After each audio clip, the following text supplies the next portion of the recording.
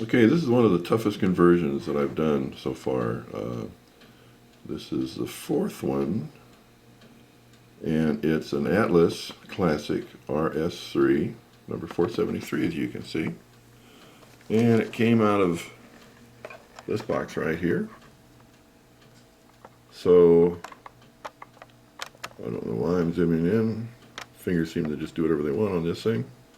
But as you can see, it's out of the box. Now, I'm going to install 1622.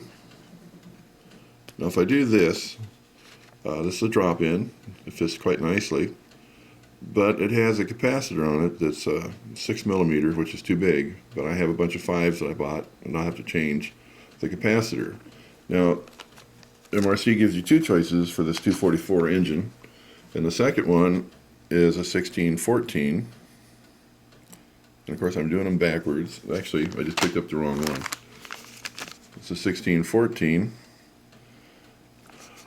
universal. And as you can see, it's much smaller. It seems to have the same quality as the 1622, but it's a little bit difficult to find a home for it. And because this is not an 8 plug, DCC ready or DCC, you get to remove that cable from the decoder, which is fine. And I have some Digitrax cables that don't have any kind of plugs on the end of them, but they do have the plug going into the decoder. I like them both. I like them a lot, actually. So let's just go ahead and get started. So now the first thing we get to do is remove the couplers and just unscrew those. I guess they're, actually I know it's out because it's leaning, so I'm not sure why it doesn't want to come out. There it goes. Put those where you're going to find them again. And then these coupler boxes are kind of a little bit of a pain, but you can pull them straight out. And of course you don't want to lose them either.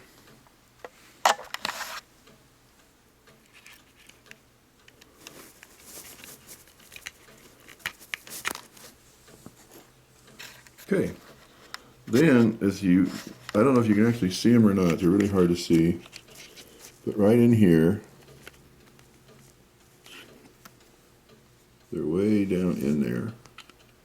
Down inside there are these tabs that just need to be bent over, and then they release. They're just like clips. So I'll fight with those for a minute. You gotta be very careful with them, make sure you don't break them off. And I'll release those and we'll pull this thing apart, see what it looks like. As you release this part right here wants to come with it, so you got to try to make sure it kind of stays on there. And then you're going to notice too, the board is a little bit heavy, but it comes off really nicely. And again, this is one with the smaller flywheels. You don't know what you're getting with Atlas and their classics. It can have very large flywheels or small flywheels. This one has the small flywheels. It does have the golden bulbs, which is kind of nice. And there's the board it comes with, and we're just going to have to remove that board out.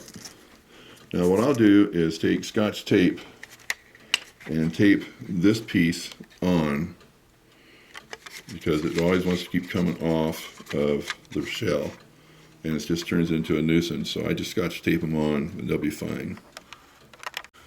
Okay, the wiring on these is quite simple, so this won't take much at all to figure out. So it's very easy to go ahead and move this clip over and pop this up on both ends, and then you have it. Now we're going to take these off,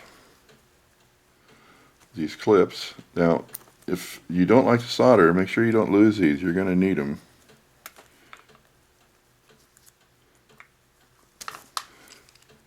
Now the reason I don't like them is they can be difficult to remove, it seems like at times, but they're known to come loose and they don't really make a good connection, and I really like to solder. So, and this is quite simple actually. It's pretty easy to figure out what's what. The outside ones on the ends, make sure you can see what I'm doing here, These are the power pickups off of the trucks. So you have right and left. And they're nice about this. They come off the side you're going to be using. So you can remove the wires. The center ones, the red and black in this case, are the lights. And they're coming right off the light bulb, so that doesn't take a lot either. So don't worry about this stuff. It's really not that complex. Try and remember which one had the red and which one had the black. In this case, the red was on the left and the black was on the right. There's less letters in left, there's less letters in red, so that might help you remember. Then again, on the other end, it's the same thing. Take the clips off. If you're going to use the 1622, you're going to have to remove this capacitor. And I'm going to go ahead and use another 1622 on this guy. And like I say, it's just a drop-in. They fit very nicely. And I will go find my capacitors and we'll warm up the soldering iron and I'll show you how simple it is to replace it.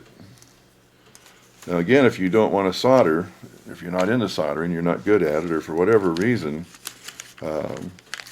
you may want to get the 1614.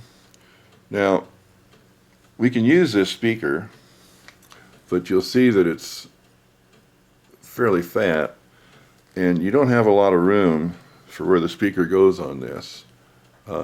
5 millimeters is just about it. You've also got, on these decoders, you can put in a lot of different things. You've got, hope you can see it, that's a common, an ACC2 and ACC1 if you want to have ditch lights, for example. What I don't kind of like is to rewire the speakers would be really an issue. They're buried in there. I just don't even feel confident going in there with a soldering iron to release those. So, I mean, I can see the points. They're pretty simple. They're right here. But again, that's pretty delicate work. But these are really good decoders. MRC, it sounds like I'm always doing an advertisement, but MRC has really come through on these small decoders, and it's just loaded with stuff. But again, this capacitor is too big to be able to sit on top and get the shell back on. You've got to get it down 1 centimeter. So we'll try that in a little bit. Okay, I thought I'd just show you the difference between a 5 millimeter and a 6 millimeter, and you can see 1 millimeter is a ton. So what I'm going to do is, when the soldering iron is hot, these tweezers on here, and of course they're heavy, so they're holding this down. Then I'm going to try and touch both of these points right here. Try and see if I'm still in focus. Those 2 points right there, and get this to pull through and separate from the board. So we'll see how that works out. I don't want to damage the board, so I'll be very careful when I do this. If that doesn't work, I'll just cut them off on the other side and resolder them on. I've done that on the other one and it worked out fine.